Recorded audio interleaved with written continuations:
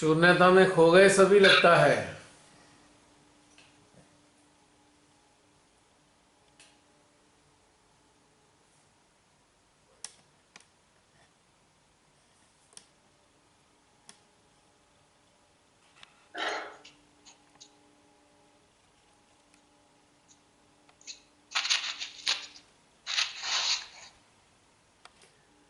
आप सभी को गणतंत्र दिवस की ढेर सारी शुभकामनाएं। श्री माता जी से प्रार्थना है आप सभी अपने अपने भीतर में रहने वाले समस्त गणों को महसूस करें और उनकी तंत्र प्रणाली को अच्छे से समझें और वास्तविक रूप में गणतंत्रता का आनंद उठाएं।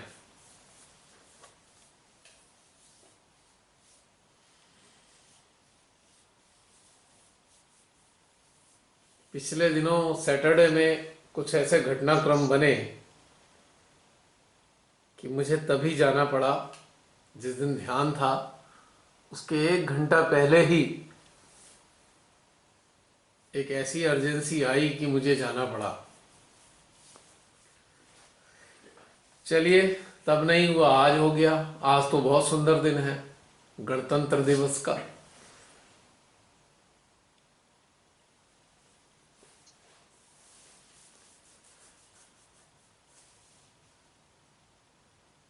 प्रकट होइए आप में से कुछ लोग। ध्यानस्थ हैं क्या बीवी?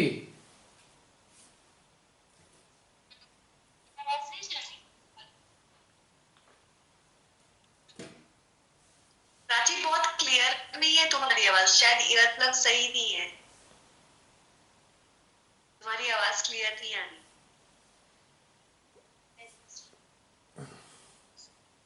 प्राची,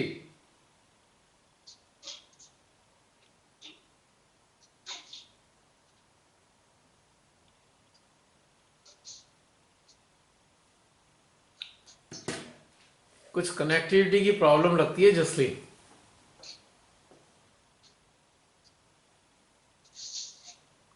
आज है शायद थोड़ी सी। हम्म।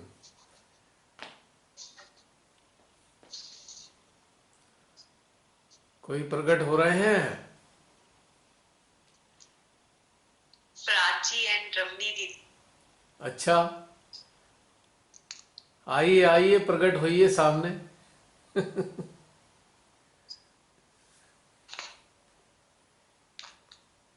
एक क्या हुआ? कुछ नहीं, कोई महेश गुप्ता करके थे, बड़ी थी। कौन है? हम doctor Mahesh Gupta, okay. MP से। यस। हाँ जी, रेखा। हाँ, उनके हस्बैंड हैं रेखा बहन के।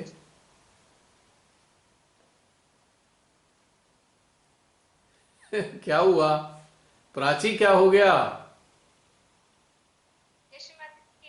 जय श्री माता जी। आप हो कहाँ? प्रकट हो जाओ। मैं घर पे घर पे।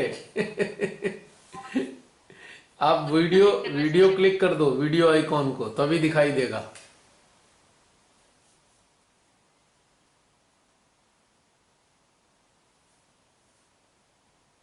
हेलो। हाँ प्राची, बताइए। हाँ, जय श्री माता जी भैया। जय श्री माता जी। आपका वीडियो नहीं आ रहा आज नहीं आ रहा क्या? ना? वीडियो अब आया है। हाँ, बोलिए मेरी बोलिए साइड से। बोलिए। हाँ माता जी। जय श्री हैप्पी माता जी। गणतंत्र दिवस और सेम सभी टू यू। सामूहिकता को भी। और मजा आई भी आज। बस क्या कि आज मेरा हेडफोन मुझे तो मतलब मेरे हेडफोन ने मुझे मेरा साथ नहीं दिया। हम्म। कहीं कहीं पे मैंने सोचा कि बहुत देर से आपकी आवाज नहीं आ रही, फिर मुझे पता चला कि मेरे हेडफोन में ही आवाज नहीं आ रही थी, मैंने निकाला। तो ठीक है, फिर भी मतलब हम ऊर्जा से तो वहीं ही थे जहां माँ ले जा रही थी। हम्म। बस आवाज नहीं आ रही। हम्म। कोई बात नहीं, ये जो आवाज है ये हमारे सिस्टम से भी सुनी जा सकती है। बिना जी शब्दों के भी सुनी जा सकती है ये आवाज, ऊर्जा के रूप जी में, भैया। है ना। हाँ हाँ भैया।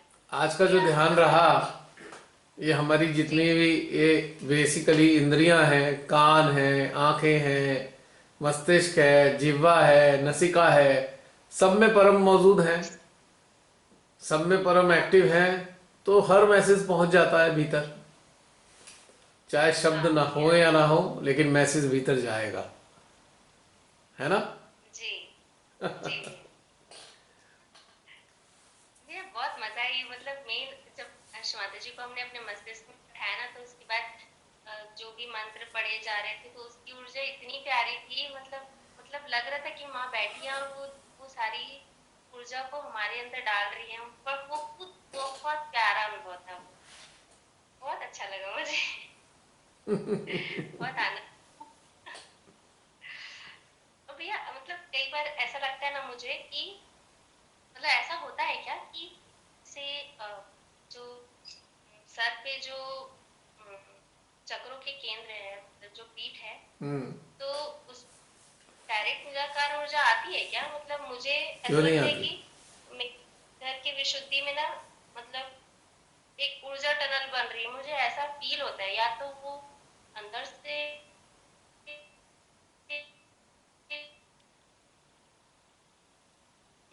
नेट अटक गया, क्या मुसीबत, बीच बीच में इतना तंग करता है ये। ऊपर से आती है, लेकिन मुझे उधर बहुत अच्छा। भैया मेरी आवाज नहीं आ रही? नहीं मेरा, अच्छा ये मेरा स्पेयर मोबाइल है ना, ये मोबाइल भी उतना अच्छा नहीं। नहीं नहीं, बात ये नहीं है, इंटरनेट की कनेक्टिविटी में प्रॉब्लम थी शायद, आपकी तरफ से तो ठीक था, इधर शायद नेट की प्रॉब्लम थी। हाँ, क्या बता रहे थे आप कि विशुद्धि में आती है ऊर्जा। तो जो निराकार ऊर्जा मुझे विशुद्धि में यहाँ फील होती है, हम्म। तो वो ऊर्जा मतलब एक टनल जैसी फील होती है, या तो वो ऊपर से आती है या अंदर से निकलती है, मैं डिफरेंशिएट नहीं कर पाती हूँ।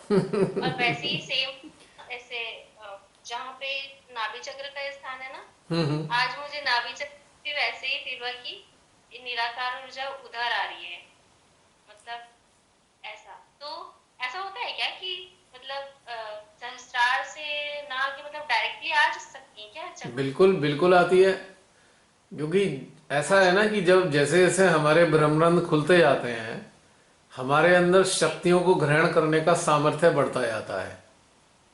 तो जब जी चक्रों की पीठ पर स्पर्श करती है ऊर्जा, तो निराकार ऊर्जा ही करती है वो, बिल्कुल करती है, अच्छा। 100% करती है, डायरेक्ट अपने केंद्रों पे महसूस करती है वो ऊर्जा, कराती है हमें। ओके। और अच्छा तो जब ये मतलब ऊपर कपाल पे आने लगती है, तो ये अच्छी अवस्था का ही एक परिणाम होता है। हाँ, मतलब उसके बाद ऐसा लगता है कि कपाल पे वो ऊर्जा एक गिर रही, गिर मतलब ऐसे डायरेक्टली नहीं आती है, हम्म। लेकिन अभी भी ऐसा लग रहा है वो एनर्जी ना कपाल पे, मतलब ऐसे माथे पे बिल्कुल। गिर रही है। जब जब ये शुद्धि वाली ना इसका, तब। बिल्कुल, ये पता है कब होता है। मान लीजिए जी विशुद्धि में डायरेक्ट स्पर्श हो रही है ऊपर, वो कब होता है, जब विशुद्धि के जो नकारात्मक घटनाक्रम है उनसे हम हट जाते हैं, यानी कि वो नकारात्मक घटनाक्रम हमारे साथ जुड़े नहीं। जैसे कि विशुद्धि का नकारात्मक घटनाक्रम क्या है, अटैचमेंट, कर्कशता, है ना, गिल्ट कॉन्शियस का होना, ये नकारात्मक स्टेट्स हैं इसके विशुद्धि के। लेकिन यदि तीनों ही ना हो, तब जाकर ये जी निराकार ऊर्जा हमारे ऊपर जो पीठ है चक्र को स्पर्श करती है। लेकिन जब तक ये तीनों चीजें बनी रहती हैं, तब तक ये निराकार शक्तियां स्पर्श नहीं कर पाती। हर चक्र के साथ ये स्थिति बनी हुई है तब भी, यानी कि इसके अच्छा। जो नकारात्मक प्रभाव, किसी भी चक्र के जब नकारात्मक प्रभाव समाप्त हो जाएंगे, तब ये साकार निराकार ऊर्जा हमारे पीठ को आशीर्वादित करेगी, ऐसे समझ लो आप। Point clear. जी भैया। सरल है ना बात समझने के लिए। हाँ हाँ, बहुत इजी। यानी कि हम क्वालिफाई कर गए कि अब हम इनमें अटके हुए नहीं हैं, यानी कि चक्रों के गुण और दोष दोनों में जब हम अटैच नहीं होते, तब ही जाकर निराकार शक्तियां अपने चक्रों की पीठ पर अपना पदार्पण करती हैं जी। और हमारी चेतना उनका रस स्वादन कर रही होती है, रसास्वादन कर रही होती है। फिर हमें यहाँ पे नीचे अनुभव नहीं होता है चक्रों में। लेवल बढ़ गया ना, फिर नीचे में चक्रों में जाके क्या करेंगे। नीचे तो चक्रों में इन शक्तियों को इसलिए निम्न अवस्था में बनकर उतरना पड़ता है चूंकि हम फंसे हुए होते हैं, और जब हम फंसे ही नहीं तो इन्हें नीचे उतरने की जरूरत ही क्या है। What is the need. हमारी कुंडली वो सहस्त्रार पर, हमारी चेतना कुंडली के साथ, हमारा चित्त कुंडली के साथ, हमारी आत्मा प्रकाशित, तो फिर इन्हें नीचे आने की जरूरत ही क्या रह गई। भाई जब हमारी चेतना नाभि में फंसी है तो इन शक्तियों को मजबूरी में अपनी अशक्त होकर मतलब अपनी निम्न अवस्था में नीचे आना पड़ता है ताकि हमारी चेतना को ऊपर ले जा सके। ये शक्तियां हमारे भीतर में बिल्कुल भी आना ही नहीं चाहती। ये तो चाहती हैं कि हमारी चेतना उच्च अवस्था में रहे और वहीं पे इनसे मुलाकात होती रहे, लेकिन ये मजबूरी में शक्तियां आती हैं ताकि हमें उन जो क्या कहना चाहिए बंधनों की कंदराओं में से निकालकर हमारी चेतना को बाहर निकाल सके। अब बहुत से बड़े खुश होते हैं, देखा देखा हमारे हाथ में वाइब्रेशन आ रहे हैं, हमारे अंदर आ रहे हैं, खुशी की बात है। लेकिन इस एंगल से है खुशी की बात कि हमारे को रेस्क्यू करने के लिए आई हैं ये शक्तियां अंदर, रेस्क्यू हमको बचाने के लिए आई हैं। हृदय की बात अलग है, हृदय बाकी के चक्रों में शामिल नहीं है। हृदय एक अलग मैटर है क्योंकि माँ का दरबार है हृदय में, तो यहां तो माँ से मिलने आती हैं शक्तियां। लेकिन अन्य चक्रों में जब जो जाती हैं ना तो उन्हें मजबूरी में जाना पड़ता है क्योंकि हमारी चेतना उलझी हुई है उन चक्रों के अवगुणों में और गुणों में। हमें गुणातीत होना था लेकिन हम तो उलझे रहे गुणों और अवगुणों के चक्कर में। तो इनको मजबूरी में हमारे को बाहर निकालने के लिए भीतर में आना पड़ता है, पर ये आना नहीं चाहती अंदर मेरे भीतर आई थी आज मतलब जब मुझे निराकार ऊर्जा नाभि मतलब ऊपर फील हो रही थी ना, हाँ तो वो नीचे भी ठंडी फील हो रही थी। बिल्कुल। ऊर्जा मतलब बोलो बोलो। रिफ्लेक्शन मुझे नीचे नाभि चक्र में भी फील। अब जैसे इसको मैं एक छोटा सा सरल सा उदाहरण दूंगा। मान लीजिए आपने किसी विवाह में जाना है और आपके कोई ब्रदर हैं, आपके भाई हैं, उन्हें भी जाना है, तो आपने भाई से बात करा कि हमें भी जाना है, आप हमें ले जाना। तो भाई ने कहा भाई आप ना तैयार होके दरवाजे पे खड़े हो जाना, मैं आपको बाहर से पिक कर लूंगा। तो भाई की गाड़ी आती है, आप उसमें बैठते हो, चले जाते हो, उन्हें अंदर आने की क्या जरूरत है क्योंकि आप तो बाहर हो। पॉइंट की बात समझ में आई समझ गए। तो इसी प्रकार से जब हमारी चेतना हमारे कपाल पर रहने लगती है, कपाल की ऊपरी सतह पर हमारी चेतना रहने लगती है, इससे नीचे नहीं जाती, तो शक्तियों को मेहनत नहीं करनी पड़ती, वो हमें वहीं से ही अपने साथ अनंत अंतरिक्ष की ऊंचाइयों में और उन ब्रह्मांड से परे ले जाने में हमारी सहायता करती है हमारी चेतना की।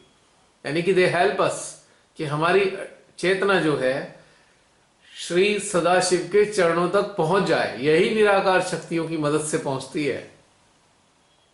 तो उन्हें भीतर में आने की आवश्यकता नहीं, क्योंकि हमारे को शरीर का त्याग करना है, आज नहीं तो कल, कल नहीं तो परसों।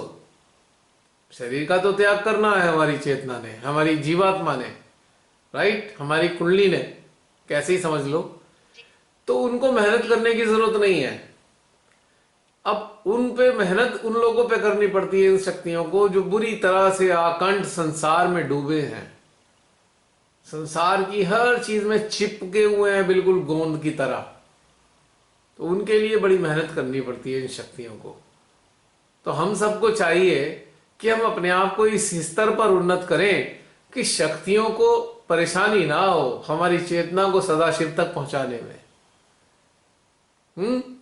गेट से ही ले जाए हमें, हमारे दरवाजे से ही, शस्त्रार रूपी दरवाजे से ही, मेन गेट से ही ले जाए हमें ऊपर। राइट। ये एक क्वेश्चन, हाँ, एक क्वेश्चन और था मेरा हम्म। कि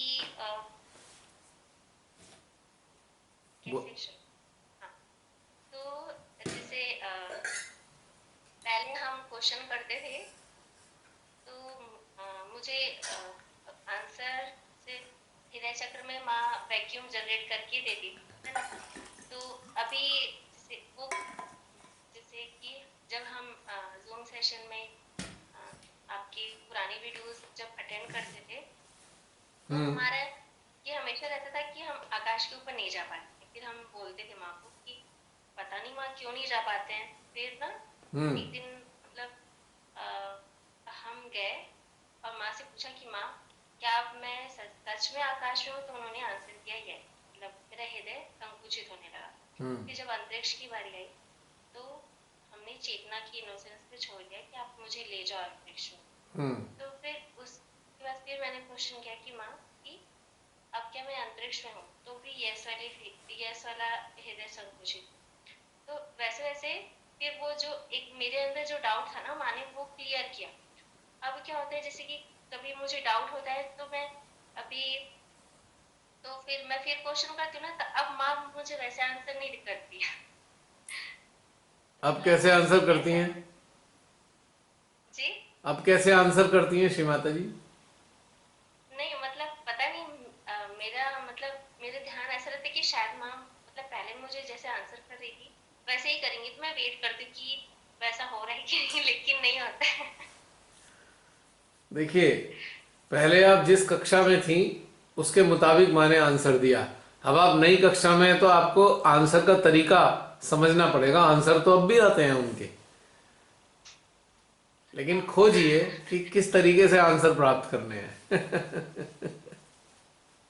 जी अब जैसे जब हम बहुत छोटे होते हैं ना, तो हमारी मदर जो है हमको नहलाएंगी, धुलाएंगी, कपड़े भी पहना देती हैं। जैसे जैसे हम बड़े होने लगते हैं तो हमको खुद ही स्वयं नहाना होता है और हमें खुद ही कपड़े पहनने होते हैं। तो इसी प्रकार से जब बचपन में, यानी कि हम आध्यात्मिक रूप से चाइल्ड होते हैं, जब बिल्कुल चाइल्ड की तरह होते हैं, नोविसिस, टॉडलर, जैसे लड़खड़ा के चलने वाले, तो माँ हमारी हर तरीके से सहायता करती रहती है। लेकिन थोड़ा सा जब सक्षम होने लगते हैं, समझने लगते हैं, तो माँ के तरीके बदल जाते हैं, उनका कम्युनिकेशन का तरीका भी बदलता है। तो हमें खोजना होगा कि माँ अब हमें किस तरीके से कम्युनिकेट करके बता रही हैं। ये बड़ा इंटरेस्टिंग है, तभी इसे कहा गया है खोज। और श्री माता जी को खोज ही बहुत पसंद है। बहुत मतलब बहुत अलर्ट होना पड़ता है ऊर्जा के लिए कि डिफरेंस क्या यस, डिफरेंस क्या आ रहा है। बिल्कुल बिल्कुल। और ये अलर्ट होने से ही तो आप सीखते हो। हम सब अपनी अलर्टनेस के कारण ही तो जान पाते हैं। अलर्ट रहना एक मैंडेटरी स्टेट है हमारी, तभी तो हम जान पाते हैं कि सूक्ष्मताओं को समझने के लिए अलर्ट रहना कितना आवश्यक है। ये हमें समझ में आने लगता है ना। जी जी जैसे कि आप नई नई कार चलाना सीखें तो आप बहुत ज्यादा अलर्ट होते हो, अरे बाप रे कहीं टकरा ना जाए, किसी के लग ना जाए, है ना। हर चीज का ध्यान रखने की कोशिश करते हो आप। धीरे धीरे अलर्टनेस और बढ़ती जाती है। अब पहले तो आप अलर्ट होने के लिए चिंतित होते हो, हाय मैं अलर्ट नहीं हुई तो कहीं ऐसा ना हो किसी के मार दूं या टक्कर लग जाए। और लेकिन जैसे जैसे आपकी प्रैक्टिस अच्छी होती है, आपकी अलर्टनेस बढ़ती है और चिंता घटने लगती है, और आपका पूरा सिस्टम एक ऑटोमेटिक, जिसे कहते हैं ना, ऑटो नर्वस सिस्टम का पार्ट बन जाती है ड्राइविंग। तो हमें डर कम लगता है, अलर्टनेस और ज्यादा हो गई।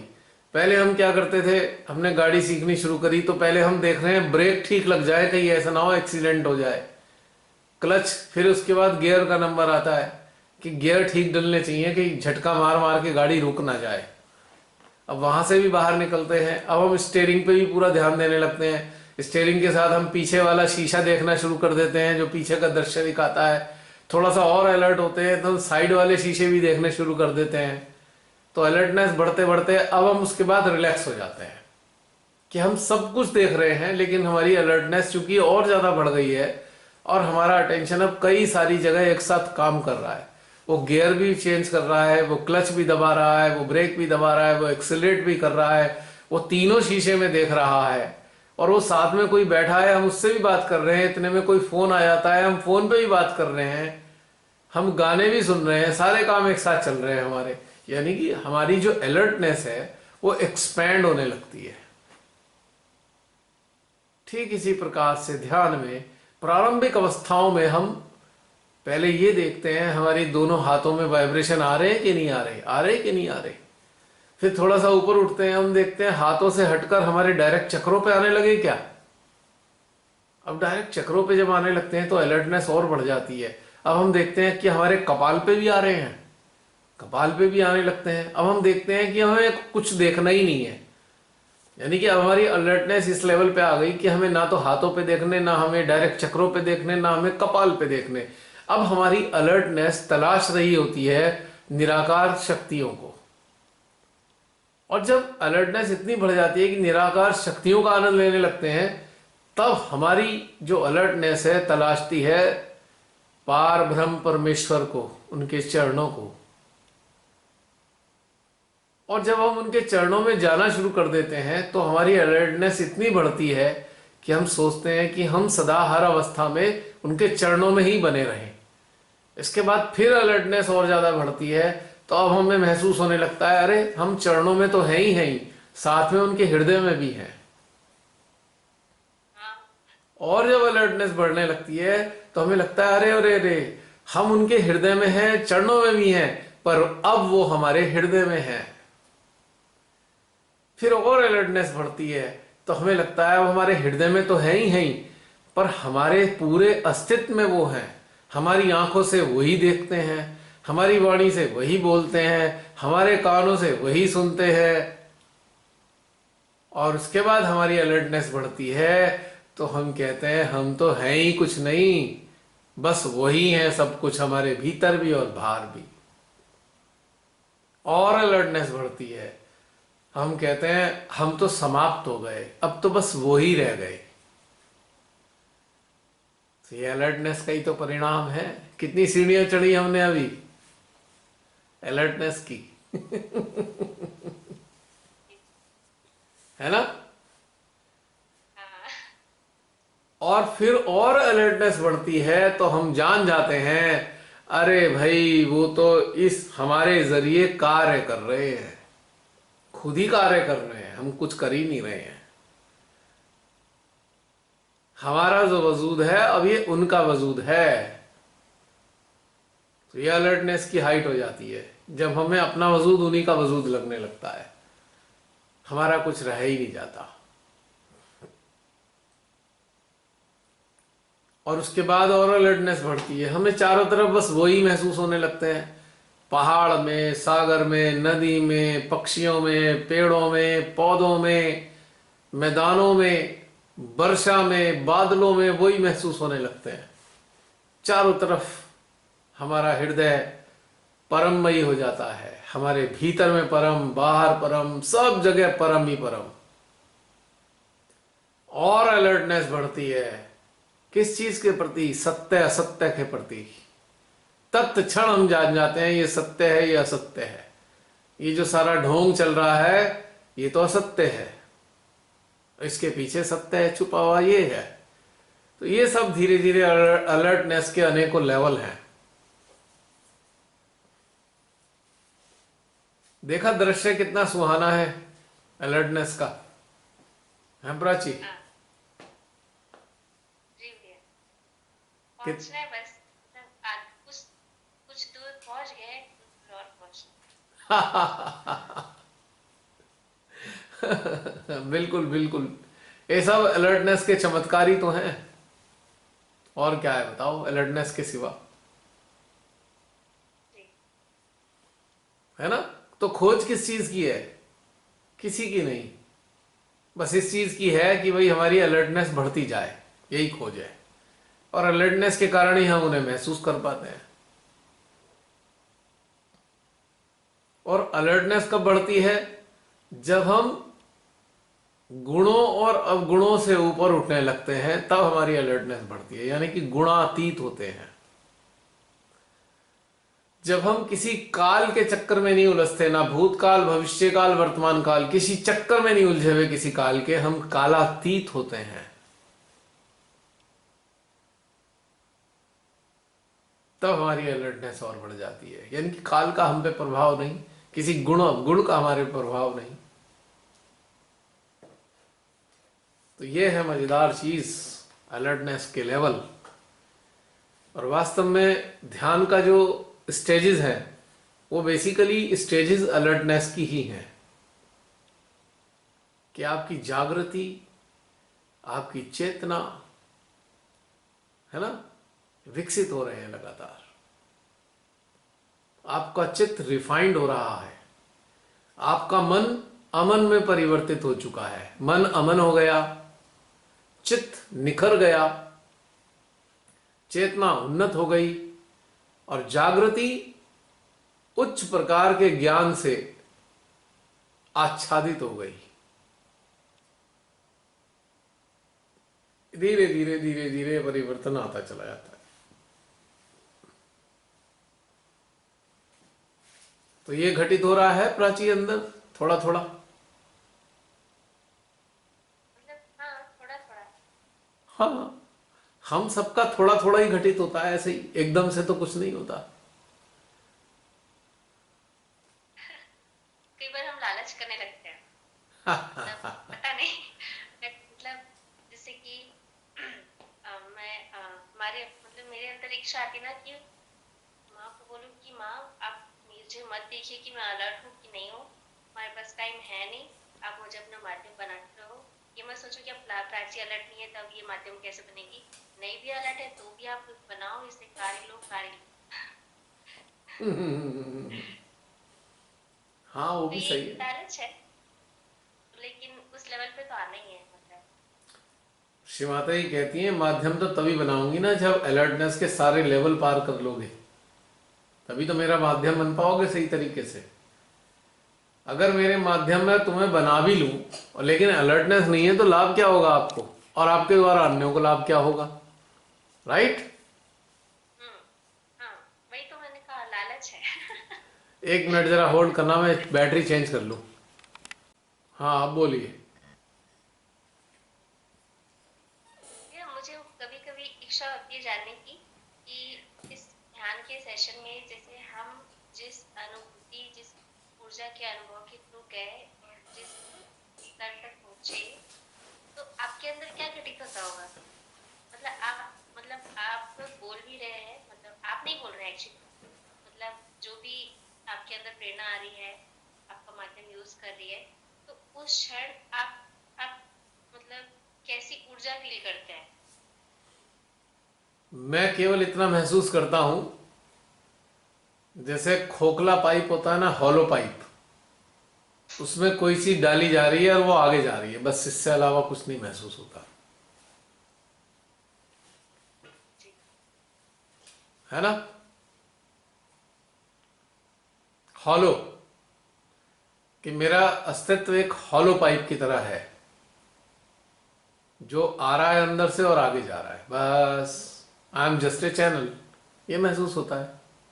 हाँ, ऑफ कोर्स उनका सानिध्य तो महसूस होता ही है, और आप सबकी सामूहिकता का भी आनंद आता है, और जो जो मुंह से निकलता है वो सब तो अनुभव हो ही रहा होता है ना। हाँ, वो तो है। अब वो हो रहा है तभी तो मुंह से निकल रहा है, हाँ। लेकिन बस मेरा अस्तित्व तो नगण्य है ही नहीं, मेरा अस्तित्व कोई एक खोखले पाइप की तरह ही है, बस जो वो पहुंचाना चाहती हैं वो पहुंचा देती हैं, बस इससे ज्यादा कुछ भी नहीं है।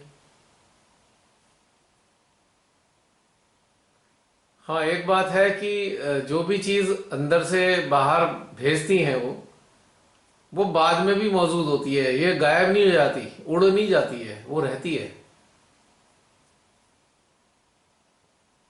जैसे एकदम कोई, मान लो कोई माध्यम बना, वो कहेगा अरे मुझे तो पता ही नहीं, जो उन्होंने भेजा चला गया, पर वो रहता है, जाता नहीं है। शायद एक ऐसी कैविटी भी बनी हुई है कि जो पाइप में से आ रहा है, उस पाइप में कोई थोड़ा छोटा सा सुराख है, उस सुराख में से थोड़ा थोड़ा अंदर भी चला जाता है, बस इतना जरूर होता है। आप तक भी जाता है और मेरे पास भी आता है, यानी कि जैसे आपके पास जा रहा है वैसे मेरे पास भी अंदर इकट्ठा हो रहा है, ऐसे समझ लीजिए। वो गायब नहीं होता है कि कनेक्टिविटी के दौरान आया और चला गया फिर गायब हो गया, ऐसा नहीं है। उसमें से कुछ अंश आप जो आप तक जाता है उसका अंश मेरे भीतर ही बना होता है, बस ये डिफरेंस है। अब जैसे आपके भीतर जो जा रहा है वो आपके भीतर इकट्ठा हो रहा है ना, ऐसे ही इस पाइप के जरिए जो जा रहा है, उस पाइप के भीतर भी उसकी, उस पाइप के जरिए भी अपने भीतर में भी इकट्ठा हो रहा है वो, ऐसे समझ लीजिए। कुछ अनुपात अंदर रहता है और वो सदा रहता है, ऐसा नहीं है कि एकदम गायब हो जाएगा। जो एक बार आ रहा है वो रहने लगता है, ये डिफरेंस है। लेकिन बाकी सारा सिस्टम वैसा ही है, खोखले पाइप वाला। या ऐसे मान लो, अब जैसे कोई द्रव्य पाइप में से गुजरता है ना, तो पाइप की दीवारों पर भी तो वो द्रव्य रहेगा ना, उसका असर है ना। जैसे आपने पानी में, टैप में पाइप लगा दिया प्लास्टिक का और आपने पौधों को पानी देना शुरू कर दिया, तो आपने टैप बंद भी कर दिया, लेकिन कुछ पानी तो अंदर रहता ही है ना पाइप में। तो बस ऐसा ही मेरी स्थिति है। जो आप सब तक जा रहा है वो थोड़ा सा द्रव्य बनकर मेरे भीतर भी बना रहता है। अगर मेरा अस्तित्व पाइप का है तो इस पाइप में पानी तो रहता है थोड़ा, सारा खत्म नहीं होता। मतलब जितनी पाइप की लेंथ है उतना अमाउंट तो पानी का रहेगा ही ना उसमें। बस वही ही चीज है, जो आपको मिल रहा है वही मेरे को मिल रहा है, कोई डिफरेंस नहीं है इसमें।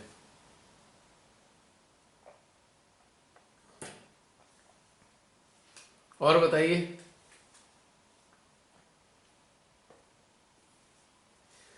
रहने के तो बहुत हम्म।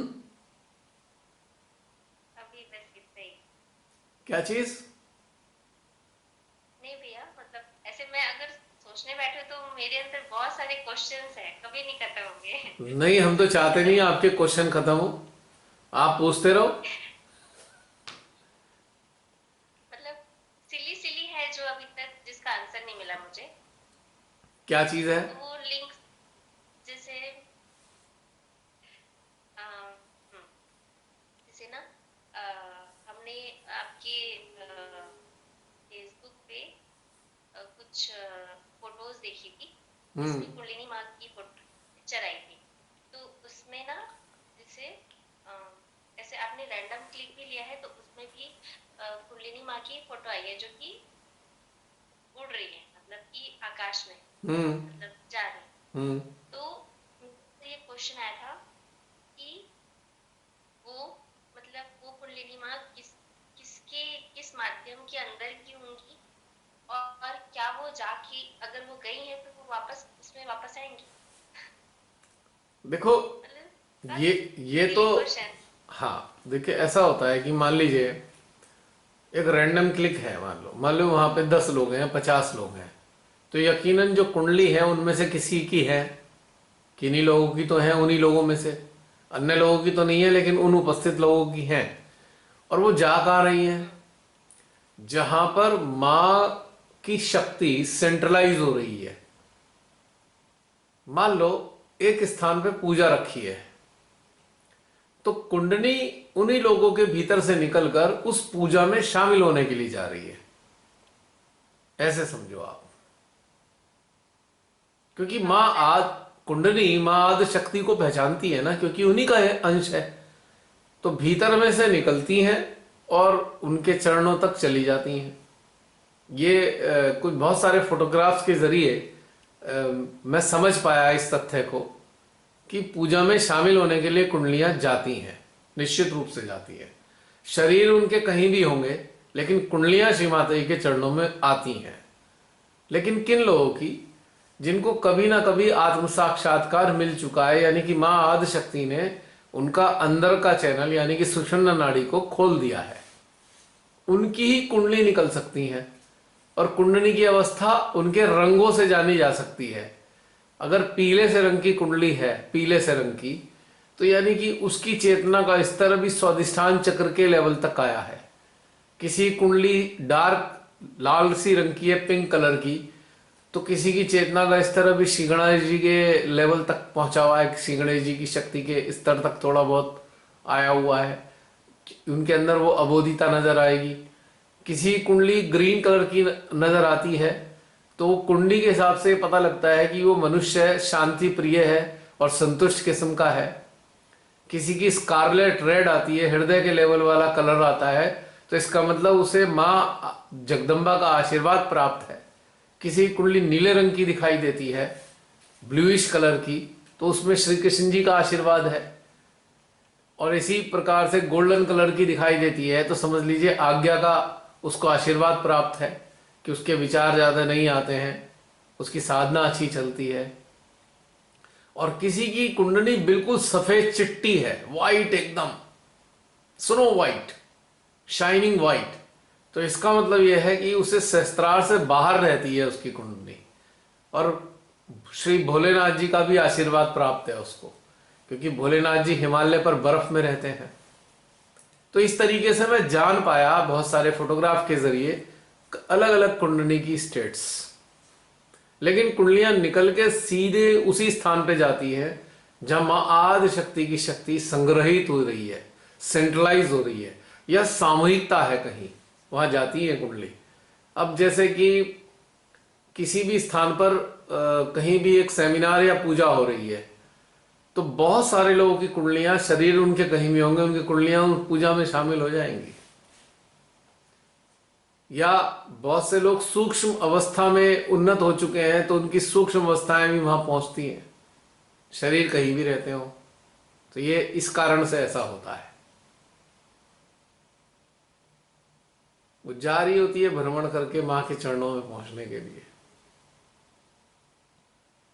ऐसे ही आपने कुछ फोटो में देखा होगा, बहुत सारे गोले गोले व्हाइट कलर के ऑर्ब्स दिखाई दे रहे हैं। तो जहां मां की शक्ति, मां आदि शक्ति उपस्थित होती हैं ऊर्जा के रूप में, वहां उस क्षेत्र के सारे आसपास के गण देवता सारे गोले बन बन के आ जाते हैं मां की उसमें पूजा में शामिल होने के लिए।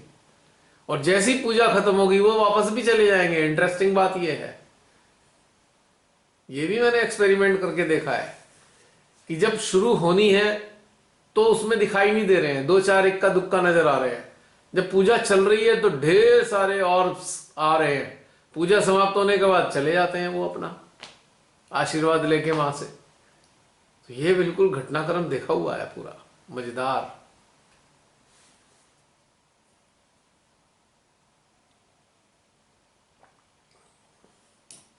और बताइए, और क्वेश्चन नेक्स्ट।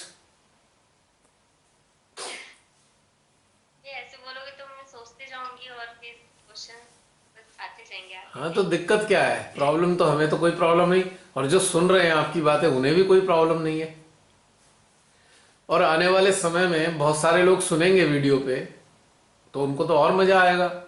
वो तो आपको थैंक्स बोलेंगे कि प्राची इतने अच्छे अच्छे क्वेश्चन पूछती है, उससे हमें भी लाभ हो जाता है। जी।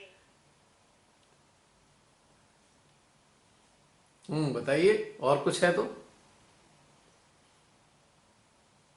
नहीं मतलब अ, जैसे काल्पनिक हो या कुछ जैसे अ, जैसे कि मुझे पता नहीं कहाँ से पता चला था, मेरे ज्ञान में आया था कि जो पृथ्वी माँ की कुंडलिनी है, जब पृथ्वी की जो सहस्त्रार हिमालय है, हम्म। और जो कुंडलिनी है वो हिमालय से निकलती है, हम्म। राइट। हम्म। तो मतलब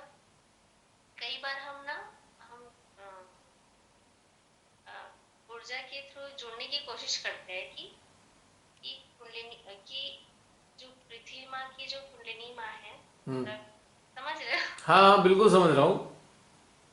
से मेरे अंदर की चेतना कुंडलिनी माँ उनसे जुड़े, हम्म। और आसपास जितने हैं मतलब जो सीकर्स हैं उनकी भी जाके जुड़े, हम्म। और वो कुंडलिनी माँ परमपिता के श्री चरणों में जाए। हम्म। मतलब वो एक आभास करने की कोशिश कर, मतलब एक उस ऊर्जा में जाने की कोशिश करते, लेकिन अ, आधे दूर तक ही जा पाते थे, लेकिन पूरा नहीं जा पाते। तो क्या पता कहीं कल्पना में चले जाते हैं वहां, या फिर क्योंकि हम ऊर्जा को बहुत फील करने की कोशिश करते हैं।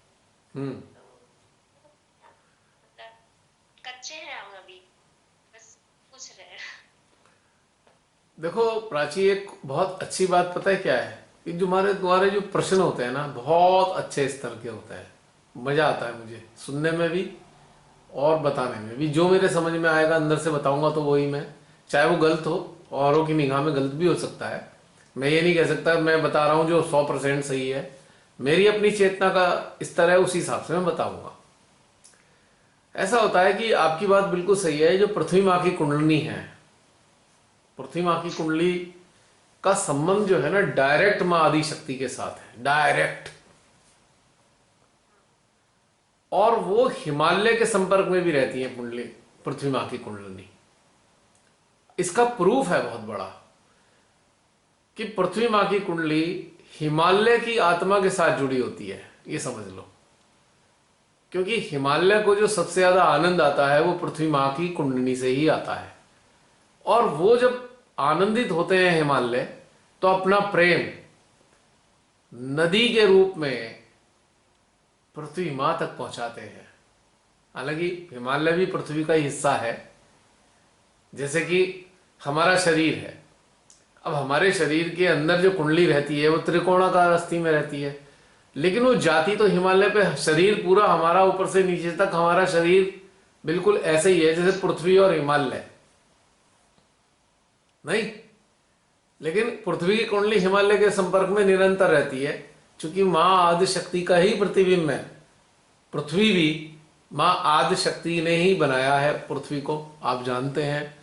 वो पूरी कहानी श्री माता जी ने बताई है कि आदि शक्ति माँ ने सूर्य का एक टुकड़ा तोड़ा और उसे बहुत दूर ले जाकर छोड़ दिया। फिर वो ठंडा हुआ, वाष्पीकृत हुआ तो जल आ गया। ऐसे करके पृथ्वी का निर्माण हुआ। और फिर वो इसे इतना पास लाई कि ना तो पृथ्वी पे कोई चीज जले और ना ही गर्माहट कम हो, तब जाकर जीवन का वहां पे संचार हुआ। तो ये बता रखा है श्री माता जी ने। तो ये बात निश्चित है, कोरिलेशन देखता हूं अगर मैं, कि पृथ्वी माँ के लिए सागर का, पहाड़ पर्वत का, हिमालय का प्रेम कितना है। वो नदी के रूप में अपना प्रेम माता पृथ्वी तक, धरातल तक पहुंचाते रहते हैं लगातार। अब चूंकि वसुंधरा भी माँ आदि शक्ति का ही एक एक समझ लीजिए प्रतिनिधित्व करने वाली एक स्वरूप है उनका, तभी तो वो सारी चीजों को धारण करती हैं माँ वसुंधरे।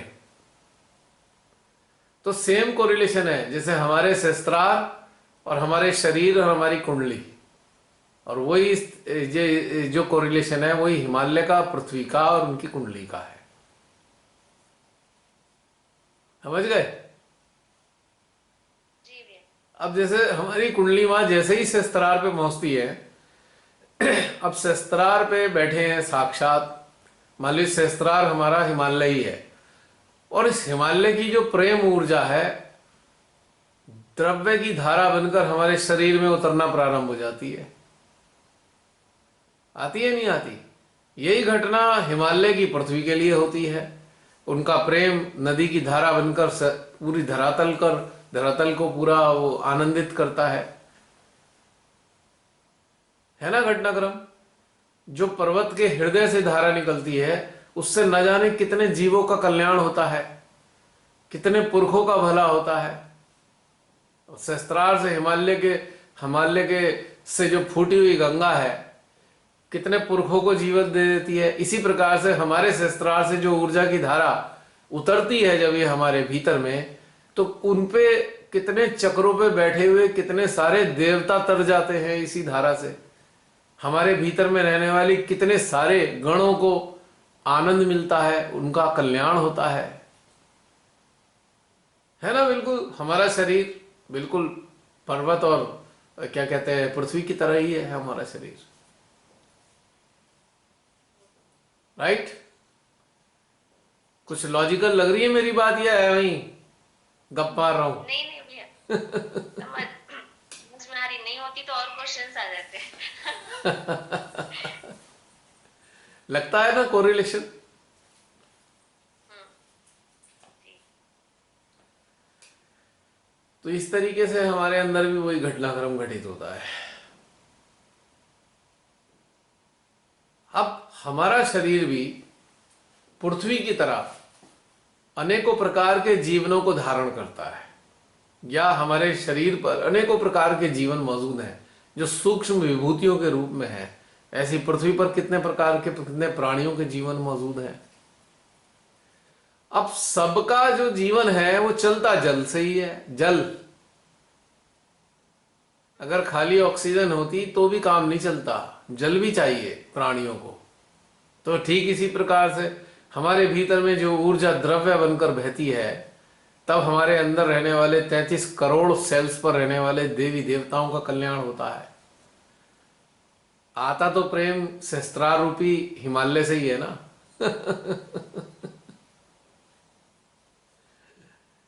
नहीं, जी भैया। तो बिल्कुल सेम कोरिलेशन है, बिल्कुल सेम। बहुत अच्छा प्रश्न था आपका, मुझे भी मजा आया बताने में। और बताइए। और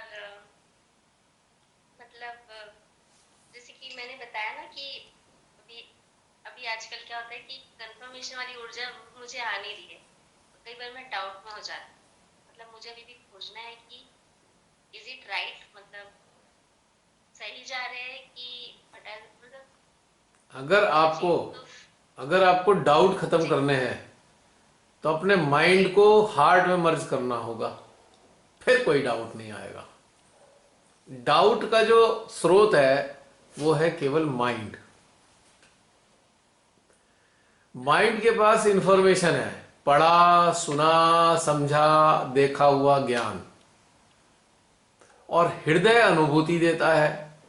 जब हृदय अनुभूति प्रदान करता है तो माइंड उसे समझ नहीं पाता, तो कंफ्यूजन पैदा करता है, जिससे डाउट आता है। So if you merge your mind into your heart, then there will be no doubt at all. कोई डाउट नहीं आएगा, और फिर आप उपस्थित होंगे, आनंदित होंगे, डाउटलेस अवेयरनेस में एग्जिस्ट करोगे आप। Doubtless awareness. प्रारंभिक अवस्था होती है थॉटलेस अवेयरनेस, उसके नेक्स्ट स्टेप आने शुरू होते हैं doubtless awareness. So this is a journey from thoughtless awareness to doubtless awareness.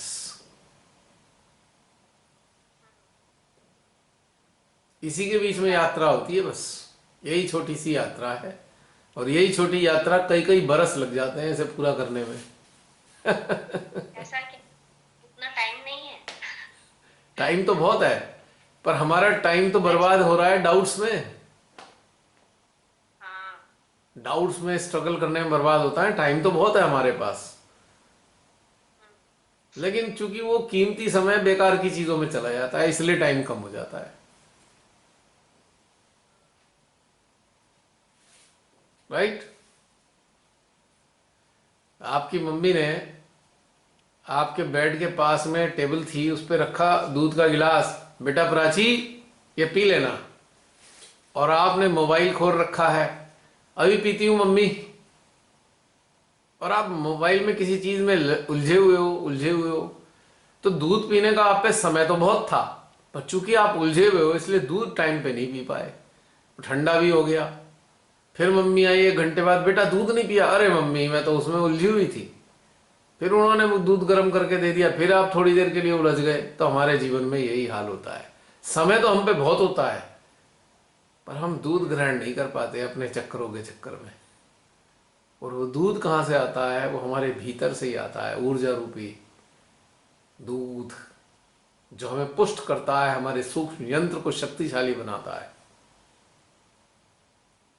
Time तो है पर यूटिलाइजेशन नहीं है टाइम का, इसलिए टाइम शॉर्ट हो रहा है।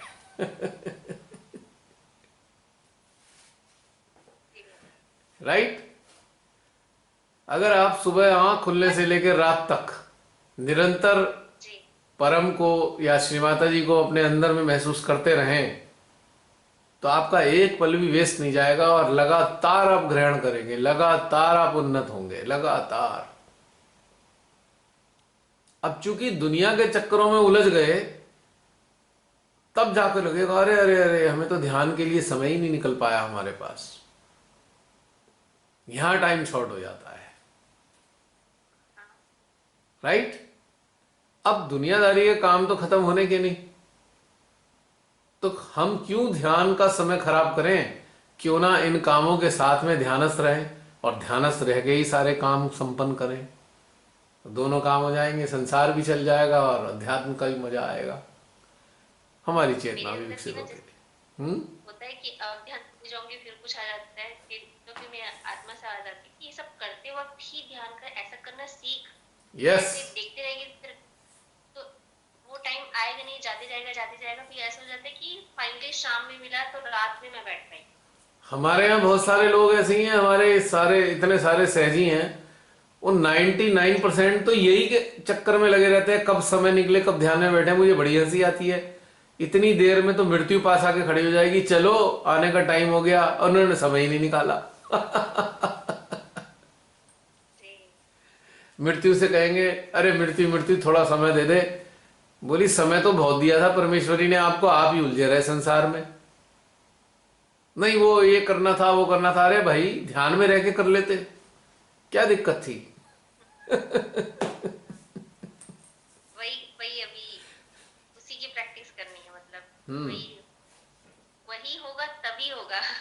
अलग से बैठ के कभी नहीं होगा। करने का वही कुछ होगा है तभी नहीं। होगा, वरना कभी नहीं होगा। हाँ। तुम्हारी बात में मैंने एक बात और जोड़ दी। है ना? जी। एक इंटरेस्टिंग बात बताता हूं, अभी समय की बात बता रहा हूं, ध्यान की बात थी ना, कि भाई हमारे इसी जीवन में बहुत कुछ करना है, और संसार में भी बहुत सारे घटनाक्रम होते हैं। तो अभी जो सैटरडे में ध्यान नहीं हुआ था, उसका एक कारण था। चलो बता देता हूं, क्योंकि इसके पीछे एक बहुत ही बड़ी बात छुपी हुई है, इसलिए बता देता हूं। अन्यथा संसारिक चीजों के बताने में मेरा कोई रुचि नहीं होती है। सैटरडे में तैयारी थी, बिल्कुल तैयार होकर बैठा था, लगभग 8 बजे के करीब मेरे पास एक फ़ोन आता है। हमारे बहुत क्लोज रिलेशन यानी कि मेरी ताई जी का सूचना आती है कि वो अभी स्थिति उनकी खराब हो गई है, और वो मुश्किल से 10-15 मिनट उन पे शेष हैं, ऐसा लगता है। मैं तुरंत तैयार हुआ, जसलीन को मैसेज दिया कि मैं आज आज ध्यान नहीं हो पाएगा, और तुरंत मैं चला गया थोड़ी देर में ही। वहां जब गया तो मैंने जब उनको वहां देखा, तो ऑक्सीजन तो लगी हुई थी, बहुत बड़ा सिलेंडर, कई दिनों से बीमार थे वो। बड़ा वाला सिलेंडर, 6 महीने से लगातार ऑक्सीजन पे थे वो, नॉन स्टॉप, बेड रिडन थे। तो मैंने देखा उनका पूरा मुंह खुला हुआ है, और उनके उसमें ऑक्सीमीटर लगा हुआ है उनकी फिंगर में, जिसमें वो धीरे धीरे धीरे करके वो पल्स जो है डाउन होती जा रही है। ठीक है। और उनकी जो पल्स थी, हाथ की रिस्ट के अंदर पल्स बिल्कुल नदारद थी, गले की भी पल्स देखी, वो भी ना के थी ही नहीं, लगभग एक तरीके से वो डेड थी, एक तरीके से। पर एक बड़ा इंटरेस्टिंग फैक्ट ये देखो कि उनकी कुंडली, शरीर डेड हो चुका था, एक तरीके से उनकी मृत्यु हो चुकी है ऐसा लग रहा था, लेकिन उनकी कुंडली रिस्पॉन्ड दे रही थी, उनका सेंट्रल हार्ट रिस्पॉन्ड दे रहा था। इंटरेस्टिंग बात बता रहा हूं आपको मैं। ये रिस्पॉन्स मुझे जब मिले, तो उनका जो वो था नाती, जो वो रो रहा था, उन्होंने कहा मामा बेट कि ये जो है, क्या ये ठीक है, ये क्या उन्होंने कहा कि भाई डॉक्टर को बुलाओ, डॉक्टर को बुलाओ, ऐसा सब चल रहा था। उनका मुंह पूरा खुला हुआ था, शरीर डेड था, 100% शरीर डेड था। पर एक इंटरेस्टिंग फैक्ट पता लगा, सेंट्रल हार्ट रिस्पॉन्स दे रहा था और सहस्त्रार रिस्पॉन्स दे रहा था। तो हाथ के जरिए उनके सेंट्रल हार्ट को अपने सेंट्रल हार्ट से कनेक्ट किया और उनको एनर्जी सप्लाई की। लगभग 1.5-2 मिनट ये सिलसिला चला और उनका हार्ट और रिस्पॉन्ड देने लगा। 1 सेकंड रुकना।